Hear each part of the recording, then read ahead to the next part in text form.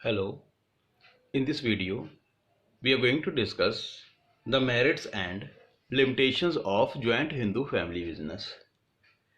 Merits we would be learning under four headings, and these headings are effective control, continued business existence, limited liability of the members, and increased loyalty and cooperation. First, the effective control. Now, the control of the management in joint Hindu family business is with the Karta, and Karta take all the decisions regarding the running of the business. This avoids the conflicts among members, as no one can interfere with his right to decide.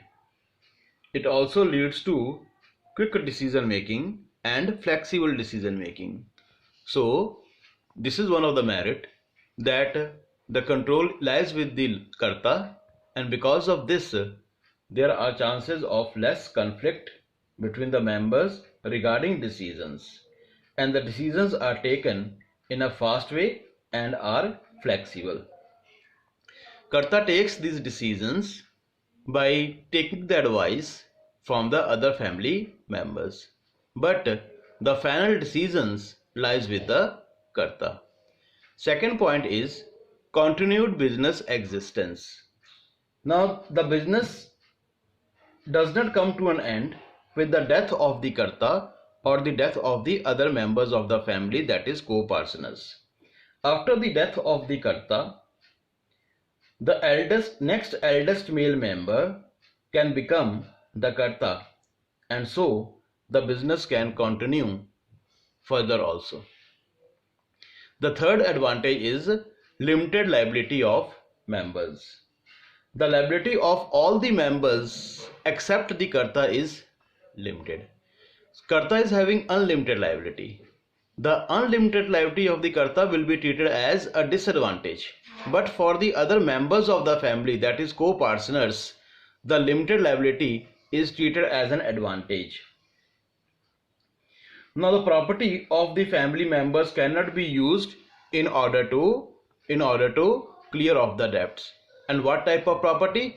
It is the self-acquired property that cannot be used to clear off the debts. The interest of all the members are protected in a joint Hindu family business. Now, because of this feature, it is treated as an advantage, because only the business assets can be used, only the ancestral property can be used to clear off the debts, whereas self-acquired property of the members cannot be used to clear off the debts. Number 4 is the increased loyalty and cooperation. As business is run by the family members, we know that in a joint Hindu family business, the members of a family, they are running the business. Because of this feature, because of this, there is a great sense of loyalty towards each other.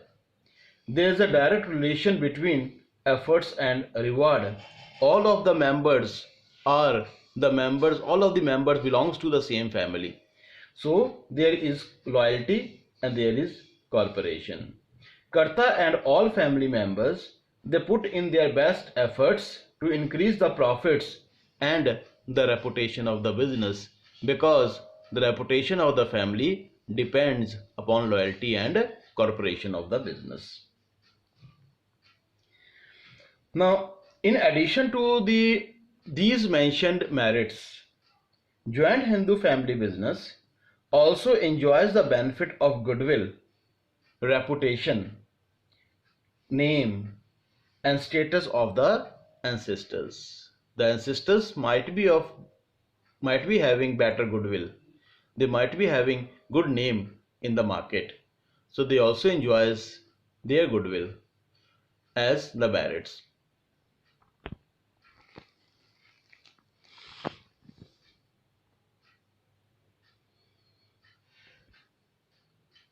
Now let us discuss some of the limitations of the joint Hindu family business. The limitations can also be studied under 4 headings. The first is the limited resources. Second, unlimited liability of Karta. Third is the dominance of Karta. and fourth is the limited managerial skills. So we will begin with the first heading, that is limited resources. Joint Hindu family business faces the problem of limited capital as it depends mainly on ancestral property. We have studied previously in the feature that to operate joint Hindu family business, we need ancestral property. So this is the limited resource. Only the ancestral property is used in the business. This limits the scope of expansion of the business. Because of the limited resources, business cannot be expanded in future, or it limits its expansion in future. Second is the unlimited liability of the Karta. We have discussed about the liability, and we have discussed that there are two types of liability in a joint Hindu family business. One is the limited liability and other is the unlimited liability. Limited liability is of the members of the business that are co-partners. So limited liability we have treated as an advantage, but unlimited liability of the Karta is treated as a disadvantage. Karta, he is only responsible for decision making and management of the business. So he suffers from the problem of unlimited liability of the business. If the business assets are not enough to clear off the debts, then the personal property of the Karta or the self-acquired property of the Karta can be used in order to pay back that debt. Whereas for the other members of the family, their self-acquired property cannot be used because they are having limited liability. Now here liability of the Karta is unlimited, therefore this is a disadvantage. If the business assets are not enough to clear off the debts, then the personal property or the self-acquired property of the Karta can be used in order to clear the debt. Third point is the dominance of the Karta. Now, the control of the business, the management of the business is in the hand of the Karta. Now, he manages the business with the help of the other members.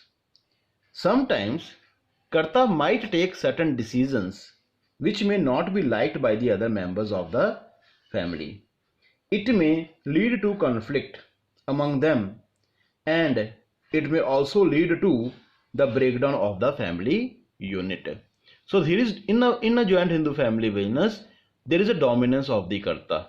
Dominance of the Karta means Karta takes the decisions regarding the business, regarding the running of the business, and his final decisions are regarded as final decisions. So he is dominating in a joint Hindu family business. Sometimes he consults with the other members of the family to take the decisions.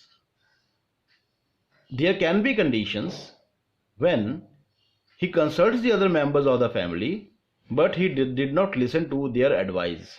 He takes the decisions on its own.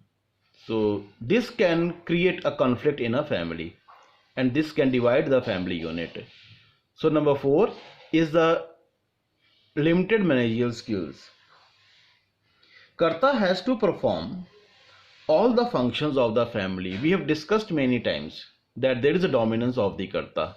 We discussed that Karta is taking all the decisions himself alone. So he has to perform all the functions of the business.